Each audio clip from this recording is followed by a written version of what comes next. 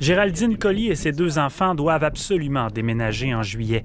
Mais les logements de 3 chambres et plus, donc destinés aux familles, sont presque impossibles à trouver à Rimouski. J'appelle le matin, on me dit oui, visite demain, puis le lendemain matin, avant que je puisse me rendre à la visite, c'est comme il est déjà loué. Les plus récentes données font état d'un taux d'inoccupation des logements de 0,9 % à Rimouski, 0,2 pour les 5,5 et plus. Il se situe à 1,4 % à Rivière-du-Loup et Gaspé et 1,9 % à Matane. On est bien loin du 3 % qui représente un marché équilibré. Alors plusieurs, dont Géraldine, regardent du côté des maisons à vendre. Mais encore là, déception. Les offres d'achat que j'ai faites, à chaque fois, il y avait 7 offres d'achat sur le même logement. Là. Alors surenchère inévitablement. Exactement.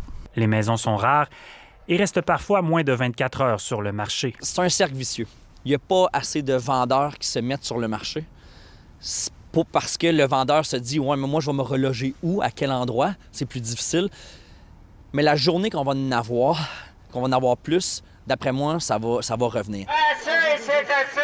Dans ce contexte, la construction de logements sociaux pourrait activer ce marché plutôt paralysé. La liste d'attente dépasse les 300 noms à Rimouski.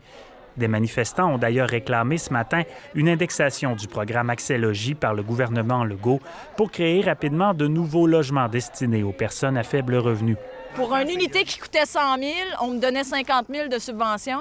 On me donne encore 50 000, mais ça m'en coûte 250 l'unité à construire. Fait que, tu sais, je veux dire, c'est...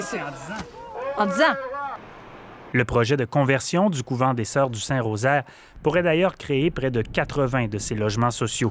De plus, la ville de Rimouski dit avoir plusieurs terrains déjà disponibles pour les promoteurs privés, ce qui permettrait de se rapprocher du taux d'équilibre. Sur Acide Séhorte, demain, avec des projets, des entrepreneurs pourraient facilement lever entre 250 et 300 appartements. Bien sûr, l'attrait des régions depuis le début de la pandémie a contribué à la rareté des logements ou des maisons à Rimouski. Un beau problème peut-être, mais ce sont encore les familles monoparentales ou les personnes à faible revenu qui en paieront le prix.